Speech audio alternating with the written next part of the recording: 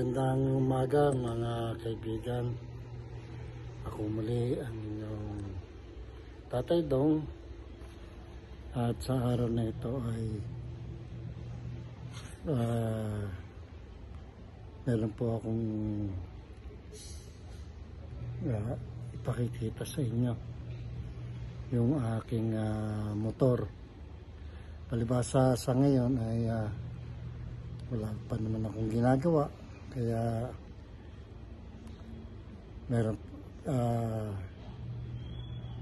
pakikita ko sa inyo yung kung ano yung meron doon sa motor na kinuha ko para magamit namin ng pamilya ko. So ngayon ay medyo makulimlim. Bagamat makulimlim, mainit pa rin na singaw ng panahon.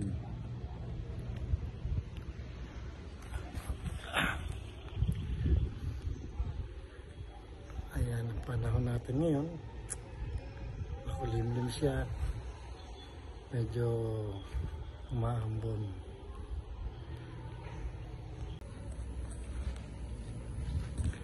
Ito po ang aking motor na Smart 125. Ayan. Meron siyang sticker ng Rusi dito at saka dito. Pero ito sticker naman ito ng subdivision dito. Ayan.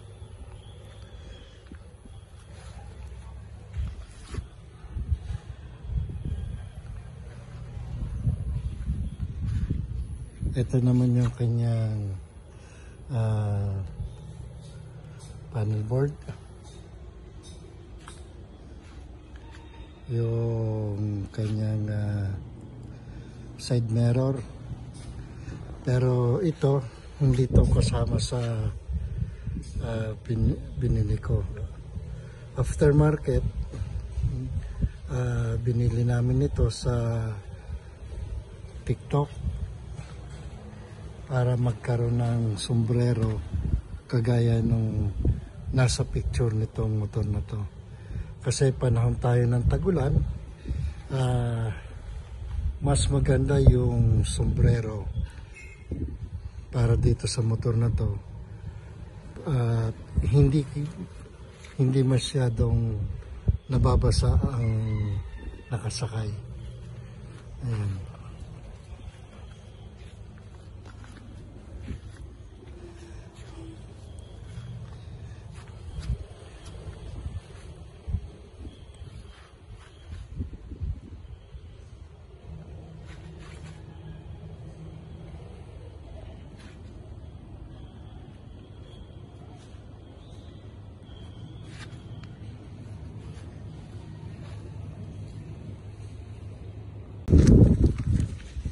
Ito pong Rusi 125, meron siyang 4-speed semi-manual. Yan. Tapos ito po ay 2 valves at 4-stroke 1 cylinder. At ang head tail niya ay light bulb, DRL LED. Ayan.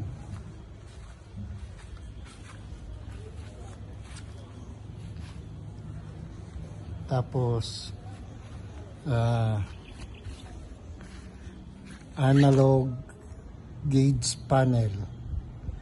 Ayan. At meron din siyang nakalagay na Rusi. Yan. At dito sa analog gauge panel na yan, naka-indicate na rin dyan yung sa gasolina. Yan. Tapos andito yung kanyang high beam, low beam, tapos yung buzzer, yung turn signal, ah, left and right. Yan. Tapos yung kanyang headlight at saka tail light at kanyang electric starter. Ito naman yung kanyang sasian. Yan.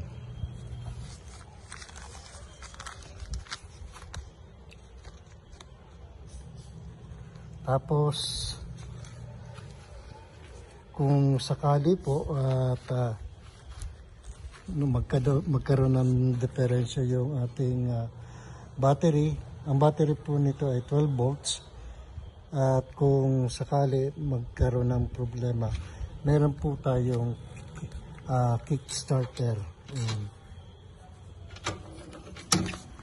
Yan po. Meron tayong kick starter. Tapos po ay naka dual suspension telescopic fork na rin. Ayan. Color silver. Silver. Ano ba naman itong dila na to? Ayan. Naka ano na po yan. Suspension telescopic. Tapos dito naman po ang rear suspension dual shock. Ito dito sa kaliwa at dito naman po sa pating kanan. Yan. Ito po ay ang rear brake ay drum. Yan. Bali drum brake po siya. At sa harapan naman ay naka brake disc tayo. Ayan. Ang front tire natin ay 2.5, ayan po, 2.5 by 17. At sa hulihan, ang kanyang gulong ay 2.75 by 17. Nasaan ka na? Ayan po, nakatago.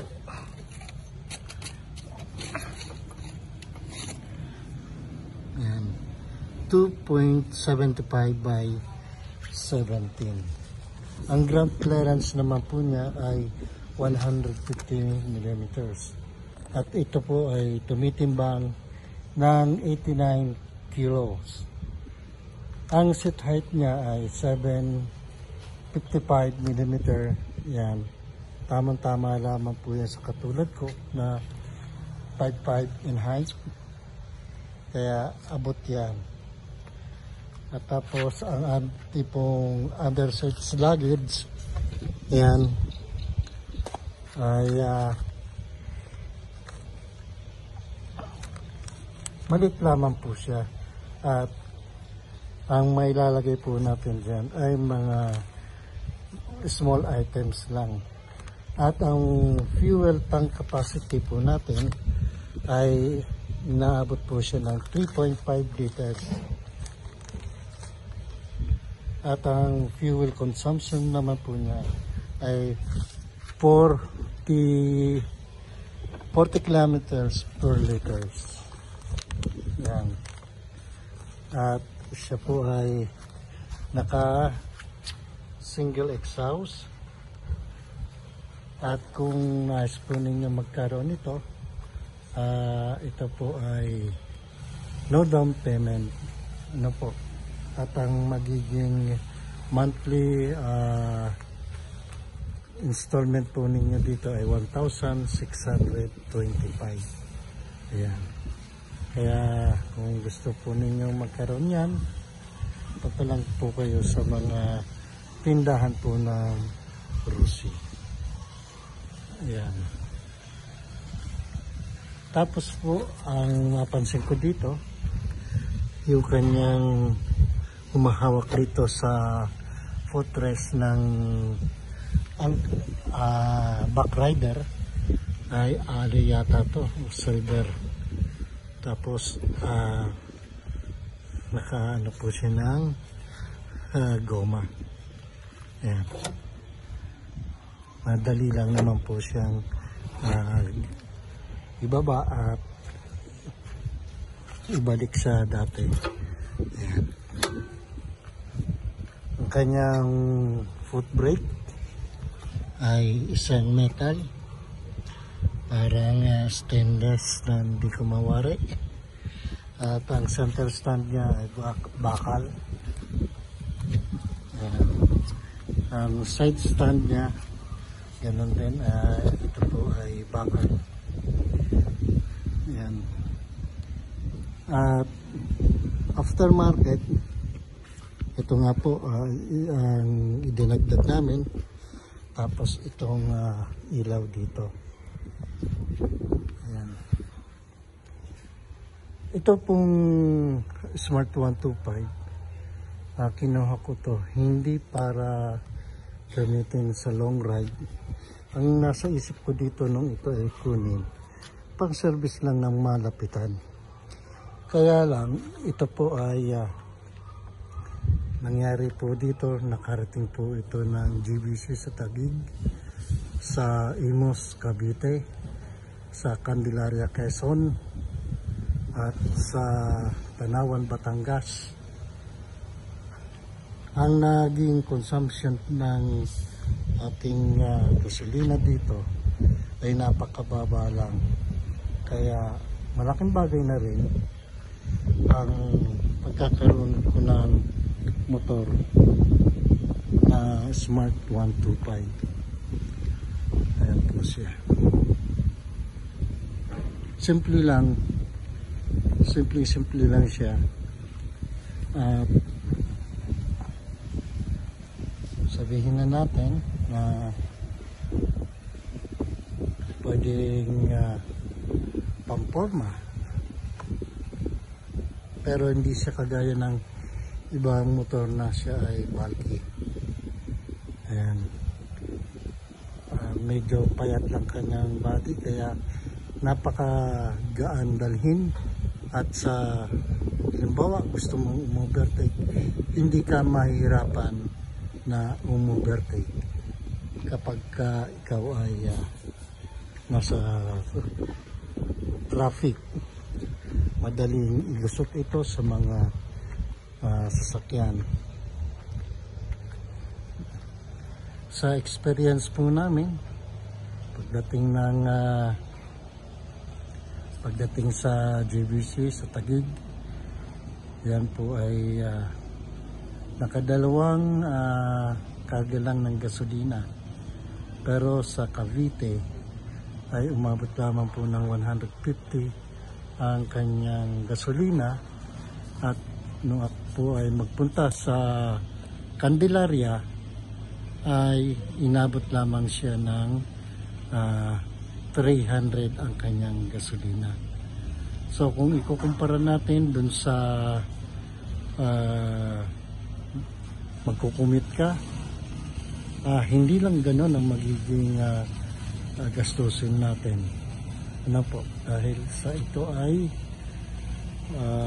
ang pagkukumute ay talagang sa taas ng krudo sa jeep ay talagang kinakailangan makabawi din yung ating mga kaibigang jeepney driver para sila ay kumita.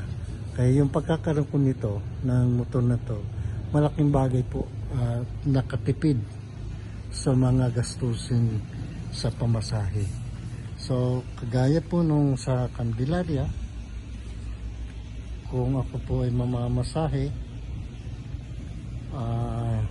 pag-abang pa ng sasakyan ay talaga namang pahirapan ang pagsakay, at higit sa lahat magiging pamasahe balikan ay hindi lamang 300, mahigit pa roon. At ang isa pa sa kagandahan na meron ako nito ay kung saan ko man gustong pumunta o may madadaanan man ako na gusto kong nagustuhan kong lugar, pwede kong pasyalan. Kagaya dito halimbawa sa amin sa Los Baños, sa papuntang Picar, sa papuntang Jamboree, talagang napupuntahan ko palibasa nakamotor nga po ako. At ngayon naman po ay subukan naman natin yung seat height natin dito sa motor na to. Ulitin ko po, ako po ay 5'5" in height. Ito po ay naka-center stand. Ito po yung eyes ko. Naka-tip 2 sa center stand. Ngayon, babala natin. Pagka naka-ano na po ako ng bagamat nakatito ako, hindi kagaya kanina nakaganit talaga. So yan. So abot-abot ko po yung motor. Yan. Pagdating sa suspension natin, tama naman.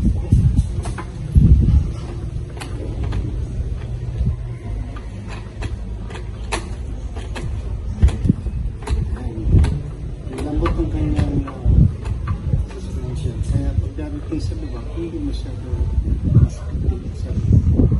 Kung ito po ay matigas, magulubak po ako. Masakit pa dito. Ganito po posisyon ko. Kaya ako nagbumotor.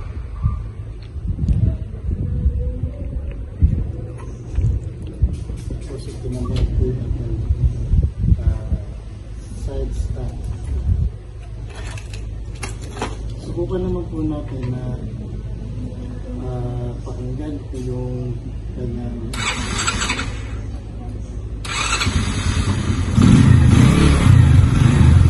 ayan po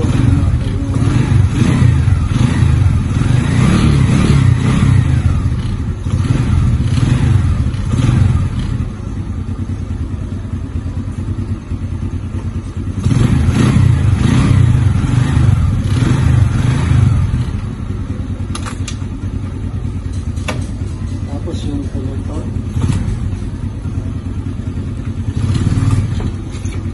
Lakas ang preno. Ang ginamit ko ay yung drum brake. Lakas. Lakas ang preno.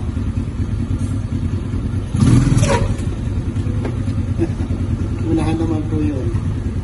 Kaya kinakailangan po kapag gagamit tayo ng motor, ay kilala ninyo sa sasakyan ninyo para kilalanin din kayo sa sasakyan ninyo at maiwasan yung accident. Pero pinaka-best kapag tayo nagmumotor, lagi tayong mag-ingat at huwag tayong makikipagsabayan doon sa mga mabibilis na mga sasakyan. Mas mabuti na nag-ingat para mabaan.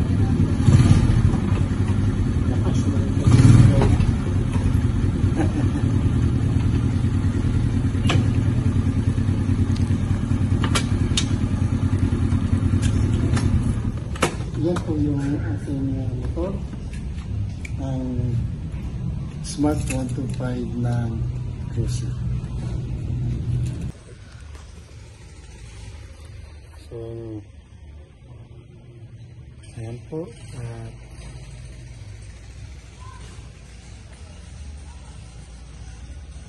napaka lakas ng kanyang preno.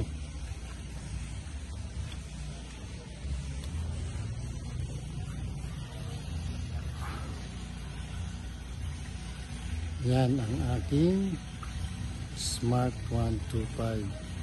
Napakarami na rin narating. Kahit po siya ay ganyan lang, hindi kagaya ng ibang motor na talagang mga bulky, kagaya ng mga ADV at saka ng pang expressway. Pero sana dumating din ng araw at oras, magkaroon din ako ng expressway legal na motor. At yun ay isa sa pangarap ko kahit matanda na po ako. Okay, maraming salamat sa inyo. At sa Rusi, baka naman, ayan, pinakita ko ang kagandahan ng ating Rusi 125. Maraming salamat sa inyo at magandang araw sa atin.